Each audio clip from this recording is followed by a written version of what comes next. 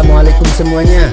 Semoga kalian semua dalam keadaan sehat dan dilancarkan rezekinya. Amin ya robbal alamin. Ada-ada saja tingkah Abu Nawas. Demi menyadarkan orang-orang yang berbuat syirik, ia menggali lubang di bawah tempat tidurnya. Hal ini ia lakukan karena masyarakat sekitar mulai tersesat dalam kesyirikan. Awalnya Abu Nawas menganggapnya biasa saja. Namun lama-kelamaan perbuatan mereka semakin bertambah parah. Mereka berlomba-lomba mencari keberuntungan di tempat-tempat yang tak masuk akal, seperti mendatangi tempat-tempat yang angker dan melakukan ritual. Ada pula yang mendatangi dukun-dukun sesat yang mereka yakini punya kesaktian. Mereka meminta petunjuk kepada sang dukun agar hidupnya dapat keberuntungan. Tentu saja, apa yang dilakukan warganya membuat Abu Nawas merasa geram. Tapi ia bingung harus dengan cara apa untuk menyadarkannya. Kalau ia menegurnya secara langsung, pasti akan mendapat pertentangan. Dan ini akan berakibat fatal baginya. Yang ada, ia akan dibenci masyarakat sekitar. Akhirnya berkat akal cerdik yang dimiliki, Abu Nawas menemukan ide yang cemerlang. Pada keesokan harinya, Abu Nawas menggali lubang di tanah yang berada di bawah tempat tidurnya. Perbuatan Abu Nawas ini membuat para warga keheranan dan saling bertanya-tanya satu sama lain. Karena penasaran, para warga berbondong-bondong mendatangi rumah Abu Nawas. "Untuk apa lubang itu, Abu Nawas?" tanya mereka. "Oh ini, aku sedang membuat tempat keberuntungan," jawab Abu Nawas. Mendengar jawaban tersebut, para warga semakin dibuatnya bingung. "Maksudnya bagaimana, Abu Nawas?" tanya mereka. "Nantinya di lubang ini aku bisa mencari keberuntunganku," jelas Abu Nawas. Seketika para warga pun tertawa. "Dasar aneh kau Abu Nawas, mencari keberuntungan di tempat seperti itu," celetuk salah satu warga. "Loh, di mana salahnya? Aku kan hanya mengikuti cara kalian, mencari keberuntungan di tempat-tempat yang tak masuk akal. Ngapain harus jauh-jauh mendatangi tempat angker? Ngapain pula jauh-jauh mendatangi para dukun? Mending bikin tempat sendiri di rumah. Bukankah rizki ada di sekitar kita? Jadi aku putuskan untuk membuat tempat yang paling dekat," terang Abu Nawas. "Iya betul Abu Nawas, tapi caramu itu membahayakanmu. Coba kau pikirkan baik-baik. Kau membuat lubang di bawah tempat tidurmu. Nanti ketika kau bangun tidur, kau bisa saja terjatuh dan masuk ke dalam lubang yang kamu gali sendiri," tutur para warga. "Tidak juga, menurutku lebih bahaya kalian," balas Abu Nawas. "Di mana bahayanya? Lihatlah, sampai saat ini kami tak pernah terluka," ujar para warga. Disinilah Abu Nawas mulai melancarkan aksinya. Ia pun menggunakan jurus-jurus kalimatnya untuk menyadarkan para warga. "Bagaimana tidak berbahaya? Hanya demi mendapatkan keberuntungan, kalian mendatangi tempat-tempat angker. Ada pula yang mendatangi dukun-dukun sesat. Kalau jatuhku ini masih mending, paling-paling masuk ke dalam lubang tanah. Tapi jatuhnya kalian lebih berbahaya. Kalian akan terperosok ke dalam lubang api neraka akibat perbuatan syirik kalian," kata Abu Nawas menjelaskan. Begitu mendengar perkataan Abu Nawas, mereka menjadi malu sendiri. Mereka pun mulai menyadari atas kekeliruan yang mereka lakukan. Dan sejak saat itu, mereka memutuskan untuk menghentikan perbuatan syiriknya. Kisah selanjutnya. Pada suatu hari, seorang cendekiawan terkenal dari Khurasan datang ke kota Baghdad. Ketika Baginda Raja mendengar hal itu, ia lalu mengundang orang tersebut ke istananya. Sang cendekiawan disambut dengan penuh rasa hormat dan duduk di samping Baginda Raja. Ia diperlakukan layaknya tamu kehormatan. Selama beberapa hari, Para petinggi istana dan orang-orang penting datang untuk bertemu dengan sang cendekiawan. Pada hari ketiga, Abu Nawas juga datang bersama beberapa orang. Di tengah-tengah pertemuan resmi dan pembicaraan yang ringan, Baginda Raja mengajak Abu Nawas untuk duduk di sampingnya berjejer dengan sang ulama. Melihat Abu Nawas disejajarkan dengan dirinya membuat sang cendekiawan merasa jengkel.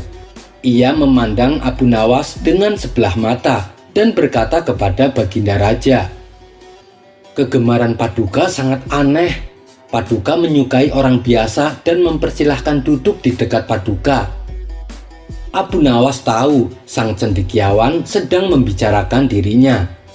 Maka dengan segera ia berpaling padanya dan berkata, "Jangan sombong dengan ilmumu yang tidak ada nilainya. Dan janganlah menghakimi penampilanku.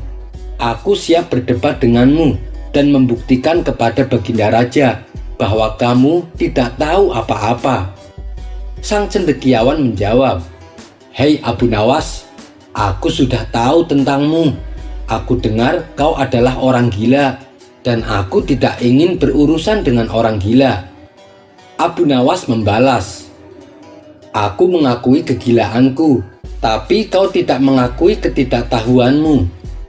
Melihat keributan tersebut, Baginda Raja memandang Abu Nawas dengan marah dan menyuruhnya untuk diam. Karena menurut Baginda Raja, sang cendekiawan adalah orang terpandang dan sangat disegani di daerah Khurasan. Akan tetapi Abu Nawas tidak menghiraukan perintah Baginda Raja. "Wahai Paduka yang mulia, jika orang ini sangat percaya diri dengan ilmunya, maka ia harus mau berdebat denganku," tantang Abu Nawas. Kemudian Baginda Raja berkata kepada sang cendekiawan, "Apa sulitnya? Engkau kan seorang cendekiawan yang pandai. Tanyakan saja pada Abu Nawas beberapa pertanyaan." Sang cendekiawan pun menerima tantangan Abu Nawas. "Aku siap, tapi dengan satu syarat. Jika kamu bisa menjawab pertanyaanku dengan benar, aku akan memberimu 1000 dinar. Tapi bila kamu tidak bisa menjawab, kau harus memberiku uang 1000 dinar, kata sang cendekiawan kepada Abu Nawas.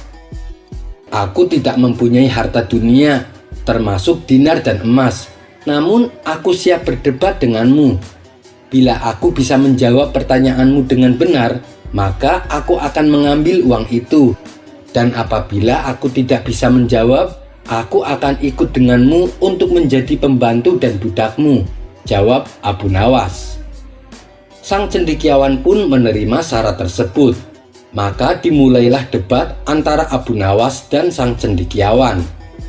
Sang cendekiawan diberi kesempatan pertama untuk mengajukan pertanyaan.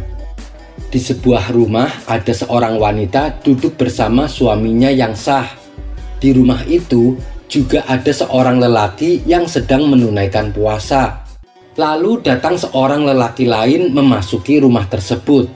Dikarenakan kedatangannya, suami istri tadi menjadi tidak sah dan puasa lelaki lainnya juga menjadi tidak sah. "Dapatkah kau beritahu aku siapa laki-laki yang masuk ke rumah tersebut?" tanya sang cendekiawan. Sejenak Abu Nawas terdiam. Tak berapa lama ia pun langsung menjawab. Lelaki yang masuk ke rumah tersebut adalah suami pertama dari si wanita yang telah lama bepergian. Ia telah lama pergi dalam waktu yang sangat lama. Dan kabar yang wanita itu terima adalah bahwa suaminya telah meninggal. Maka si wanita pun menikah dengan lelaki lain yang duduk di sampingnya. Dan si wanita mengupah kedua lelaki itu untuk memenuhi kewajiban suaminya yang disangkanya telah meninggal. Yang satu untuk mengkodok sholat yang tertinggal, dan satunya untuk mengkodok utang puasanya. Saat laki-laki yang merupakan suami pertama kembali, meskipun berita kematiannya tersebar, maka suami keduanya menjadi tidak sah. Begitu pula dengan qada sholat dan puasanya untuk suami pertama yang dianggap meninggal, maka kedua kodonya itu tidak sah. karena suami pertamanya masih hidup dan belum meninggal. Jawaban Abu Nawas sontak menuai pujian dari Baginda Raja dan para petinggi istana. Mereka tak menyangka dengan kecerdasan Abu Nawas dalam memecahkan pertanyaan sulit dari sang cendekiawan. Kemudian Abu Nawas berkata, "Sekarang giliranku untuk bertanya." Sang cendekiawan membalas, "Tanyalah, aku siap menjawabnya." Abu Nawas pun memulai pertanyaannya. "Aku mempunyai 1 kendi madu dan 1 kendi cuka. Lalu aku menuangkan keduanya ke dalam mangkok kosong yang besar. Saat aku mulai mengaduk mangkok tersebut, aku melihat ada seekor tikus di dalamnya.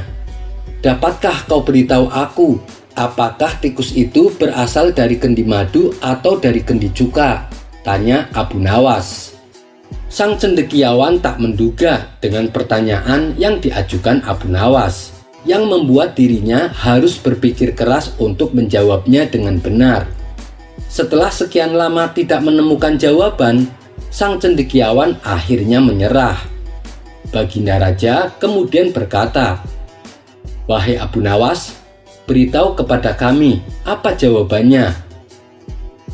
Sang cendekiawan yang juga penasaran sangat menantikan jawaban dari Abu Nawas. "Aku akan menjawabnya bila orang ini mau mengakui kerendahan ilmunya," tukas Abu Nawas sambil memandang ke arah sang cendekiawan. Karena sangat penasaran ingin tahu jawabannya, sang cendekiawan pun mengakui kekalahannya. "Baiklah Abu Nawas, saya menyerah. Saya akui saya tidak tahu. Beritahu aku apa jawabannya," pinta sang cendekiawan. "Sebenarnya itu mudah sekali. Caranya, kita keluarkan tikus itu lalu mencucinya dengan air. Kemudian kita bedah perut tikus. Jika perutnya berisi cuka, maka tikus itu berasal dari kendi cuka, karena sebelumnya tikus tersebut masuk ke dalam kendi cuka. Kalau perutnya berisi madu, maka tikus itu berasal dari kendi madu, karena sebelumnya tikus tersebut masuk ke dalam kendi madu," kata Abu Nawas menjelaskan. Semua orang yang ada dalam pertemuan terpana dengan kecerdasan Abu Nawas. Baginda Raja pun tak henti-hentinya memuji. Sementara si cendekiawan menundukkan kepalanya sambil menahan rasa malu, karena awalnya meremehkan kecerdasan Abu Nawas, bahkan sampai menganggapnya orang gila. Sesuai kesepakatan, Abu Nawas mendapatkan 1.000 dinar untuk dibawanya pulang. Pertanyaan yang diajukan Abu Nawas memang sekilas terlihat sederhana, tapi sangat sulit untuk dijawab bila tidak jeli dan cermat menyikapinya. Tidak seperti pertanyaan yang diajukan oleh sang cendekiawan. Awal pembahasan, kalimatnya jelimet dan butuh waktu untuk memahaminya, tapi dengan mudahnya dijawab oleh Abu Nawas. Kisah selanjutnya diceritakan seorang kerabat yang jauh mengunjungi rumah Abu Nawas. Ia membawa bebek sebagai oleh-olehnya. Karena gembira, Abu Nawas langsung memasak bebek tersebut. Setelah sup bebeknya matang, mereka berdua pun menyantapnya bersama-sama. Lezatnya masakan sup bebek yang dibuat oleh Abu Nawas ternyata menyebar ke telinga orang-orang. Hal itu membuat mereka silih berganti datang ke rumah Abu Nawas sambil membawa bebek. Dan benar saja, setiap kali ada tamu yang datang membawa bebek, Abu Nawas selalu memasaknya menjadi sup bebek untuk disantapnya bersama-sama. Lama-kelamaan Abu Nawas merasa kalau dirinya hanya dimanfaatkan. Hingga pada suatu hari datanglah tamu selanjutnya sambil membawa bebek. Lalu oleh Abu Nawas, tamu tersebut hanya disuguhi semangkok air putih panas. "Apa ini Abu Nawas? Mana bebeknya?" tanya tamu itu. Abu Nawas pun menjawab, "Sementara kamu makan kuahnya dulu, bebeknya lagi tidur karena kecapean," balas Abu Nawas. Kisah selanjutnya Ketika Abu Nawas jalan-jalan di kota Baghdad, ia melewati sebuah toko pakaian. Sesekali Abu Nawas melirik ke arah toko pakaian tersebut. Ia pun tertarik dengan salah satu celana yang terpajang. Abu Nawas lalu memasuki toko itu. "Anda mencari apa, Tuan?" tanya yang punya toko. "Saya tertarik dengan celana itu. Bolehkah aku mencobanya?" kata Abu Nawas sambil menunjuk celana yang digantung. "Oh, silahkan Tuan," jawab yang punya toko sambil mengambilkan celana tersebut. "Berapa harganya?" tanya Abu Nawas kembali. "Hanya 50 dirham Tuan," jawab yang punya toko. Ketika Abu Nawas mencobanya, mendadak ia berubah pikiran. Ia ingin membeli baju saja. Abu Nawas lantas memilih baju yang harganya sama dengan celana tersebut. Setelah menemukan baju yang dicari, Abu Nawas lalu mengembalikan celana itu kepada yang punya toko. Ia pun langsung pergi membawa bajunya. "Hei Tuan, Anda belum membayar baju itu," teriak yang punya toko. "Tapi aku kan sudah mengembalikan celana yang harganya sama dengan baju ini," jawab Abu Nawas. "Iya, tapi kamu juga belum membayar celana tersebut," balas yang punya toko. "Tentu saja aku tidak mau bayar. Untuk apa aku membayar barang yang tidak aku beli?" ujar Abu Nawas. Mendengar hal itu, yang punya toko menjadi bengong. Ia bingung memikirkan perkataan Abu Nawas. Sekian dulu perjumpaan kita kali ini. Sampai bertemu lagi di kisah selanjutnya. Terima kasih yang sudah subscribe dan setia menonton channel ini. Kisah selanjutnya. Dikisahkan ada seorang lelaki yang pelit sekali. Saking pelitnya, ia selalu memikirkan bagaimana cara terbaik agar ia tak terlihat memiliki banyak harta, sehingga orang-orang di sekitarnya tidak akan meminta apapun darinya meskipun sedikit. Hingga pada suatu hari, ia berkeliling ke desa-desa tetangga. Di desa pemberhentiannya terakhir, ia menemukan desa yang mana semua penduduknya suka menolong dan dermawan. Lalu lelaki pelit ini berpura-pura menjadi orang yang sangat miskin. Tujuannya agar para penduduk desa iba padanya. Tanpa menaruh curiga, warga pun memberikan santunan banyak sekali, dari makanan, uang, dan juga baju. Kesempatan ini lalu ia manfaatkan untuk menimbun harta dan kekayaan. "Kalau begini caranya, aku bisa kaya tanpa harus bekerja," pikir si lelaki kegirangan. Akhirnya lelaki ini memutuskan untuk menjadi pengemis. Setiap hari yang ia lakukan mendatangi rumah-rumah warga untuk meminta-minta. Karena yang ia kenakan baju compang-camping tentu membuat para warga simpati dan kasihan. Hasil yang ia dapatkan dari mengemis cukup fantastis dan banyak sekali. Karena seringnya berbohong untuk mendapatkan bantuan, akhirnya kedok si lelaki terendus oleh salah satu penduduk desa. Kala itu ada seorang warga yang tidak sengaja melewati rumah lelaki pelit ini. Si lelaki terlihat mengenakan baju yang indah. Ia masuk ke dalam rumah sambil membawa harta hasil dari mengemisnya. Tak lama kemudian, si lelaki kembali keluar, berganti mengenakan pakaian compang-camping. Si lelaki lalu melakukan aksinya mengemis ke setiap rumah warga. Ia tak menyadari bahwa aksinya kali ini sedang dipantau oleh salah satu warga desa. Kabar tentang kebohongan si lelaki akhirnya beredar di masyarakat. Para penduduk desa kini tak lagi memperdulikannya. Apabila si lelaki datang mengemis, para warga terus saja melanjutkan aktivitasnya, mengacuhkan rengekan dan tangisan palsu si lelaki pengemis. Terlebih saat mereka mengetahui apa yang dilakukan laki-laki itu dengan pemberian susu dan madu dari warga. Karena ternyata diam-diam ia menimbunnya dan tak mau sedikit pun berbagi dengan tetangga sebelah. Tidak hanya menimbun susu dan madu, pria tersebut juga memendam uang dan harta hasil mengemisnya di dalam tanah di bawah rumahnya. Tujuannya supaya tak ada seorang pun yang tahu. Sementara itu, di sebuah istana yang megah, Baginda Raja terlihat sedang ngobrol asik dengan Abu Nawas. Saya dengar kabar, katanya di seberang sana ada desa yang hampir semua penduduknya dermawan. Apa betul Abu Nawas? Tanya Baginda Raja di sela-sela obrolannya. Saya sendiri belum tahu pasti Paduka, karena saya belum pernah ke sana. Tapi yang saya dengar memang demikian adanya, sahut Abu Nawas. Baginda Raja pun menjadi penasaran dan terbesit keinginan untuk meninjau desa tersebut. Apa perlu saya temani Paduka? Tawar Abu Nawas.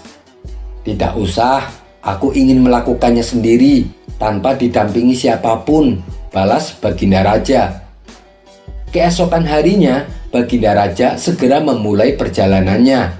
Ia berangkat dengan pakaian biasa dan tanpa seorang pun yang mendampingi.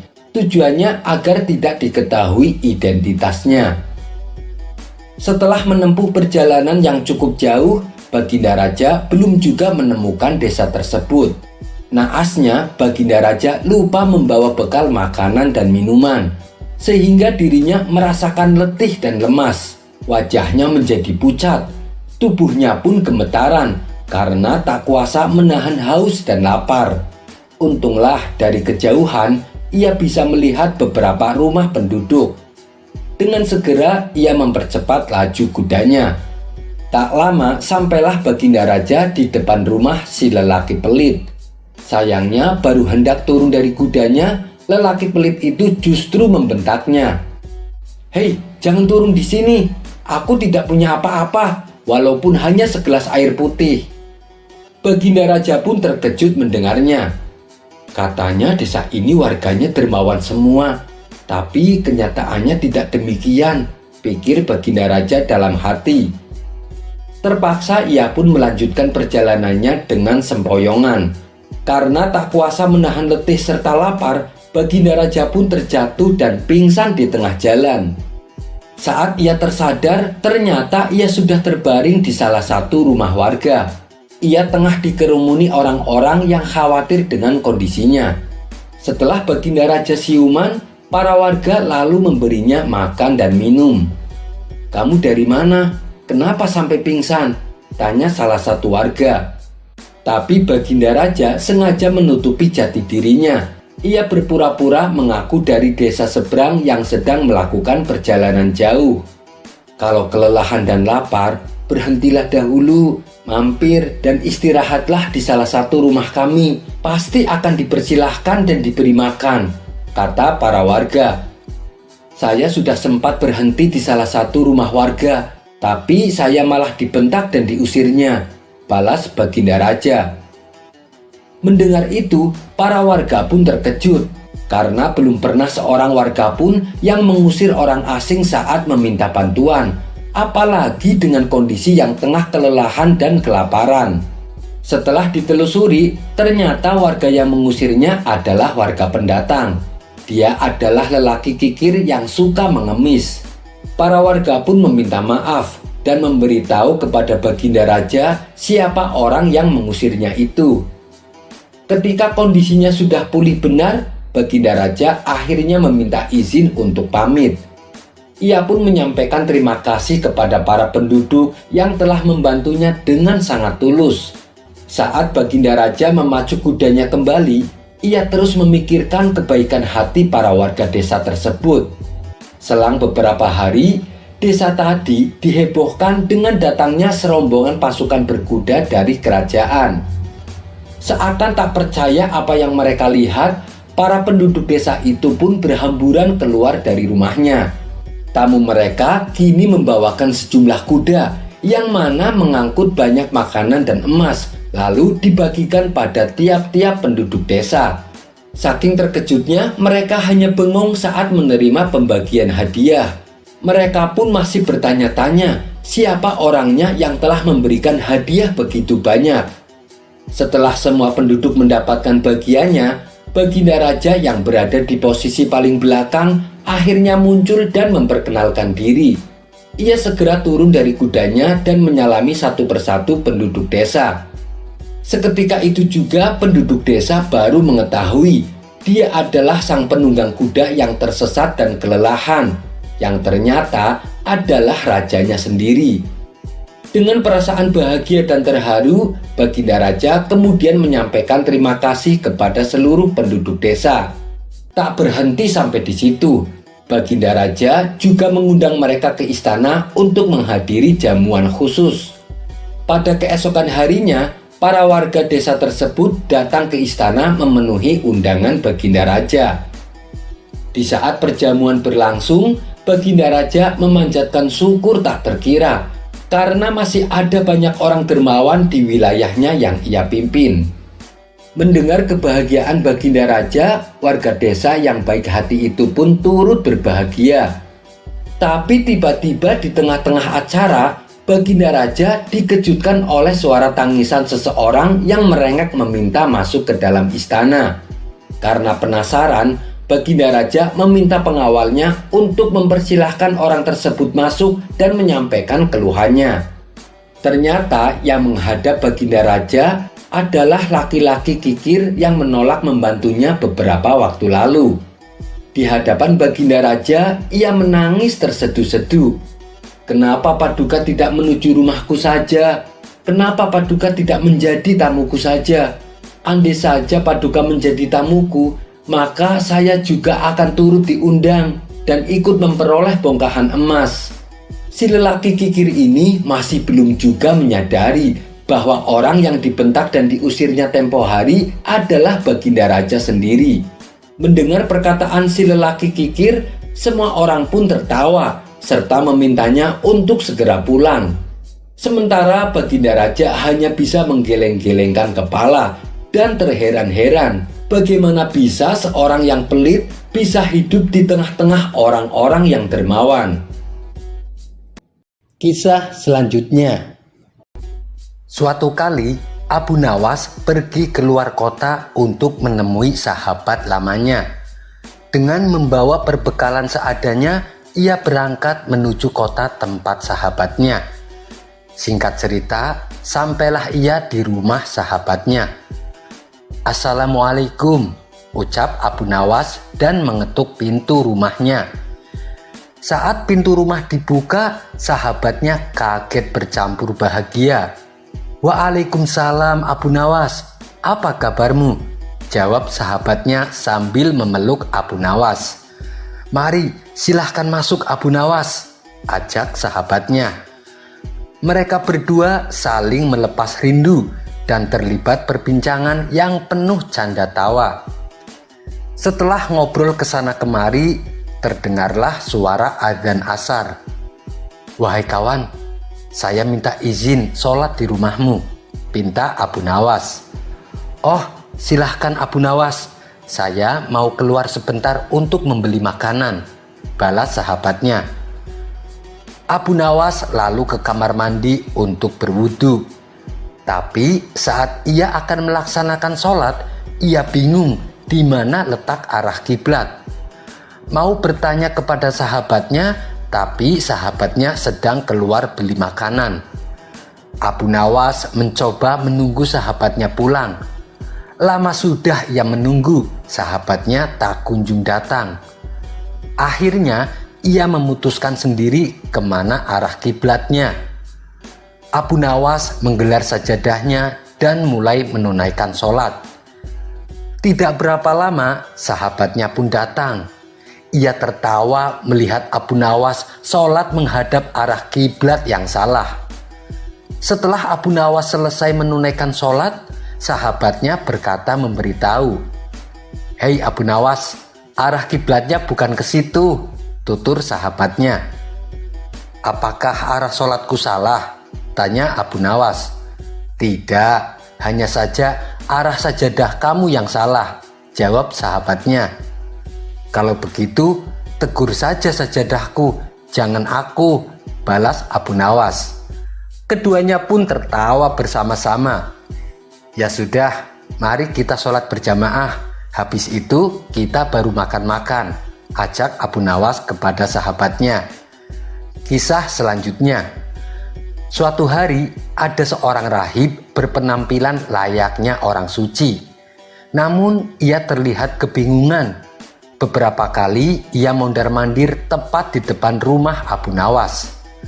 Karena merasa kasihan, Abu Nawas lalu menyapanya. "Wahai Tuan, sepertinya Anda bukan orang sini. Siapa Anda?" tanya Abu Nawas. "Iya, saya berasal dari negeri seberang. Saya adalah seorang rahib," jawab orang tersebut. "Rahib? Apa itu rahib?" tanya Abu Nawas. "Rahib itu adalah orang yang bertugas untuk membimbing manusia menuju surga," jawab orang itu kembali. "Oh, tapi dari tadi saya perhatikan Anda terlihat sedang kebingungan. Sudah beberapa kali Anda mondar-mandir tepat di depan rumah saya. Memangnya Anda mau kemana?" tanya Abu Nawas. "Saya mau ke pasar, tapi tidak tahu jalannya," ujar sang rahib. Mendengar jawaban itu, Abu Nawas menahan tawa. "Bagaimana bisa Anda membimbing manusia ke surga? Kalau arah pasar saja Anda tidak tahu," celetuk Abu Nawas. Mendadak muka sang rahib berubah menjadi sewot. Ia langsung pergi meninggalkan Abu Nawas. Sekian dulu perjumpaan kita kali ini. Sampai bertemu lagi di kisah selanjutnya. Terima kasih yang sudah subscribe dan setia menonton channel ini. Wassalamualaikum warahmatullahi wabarakatuh.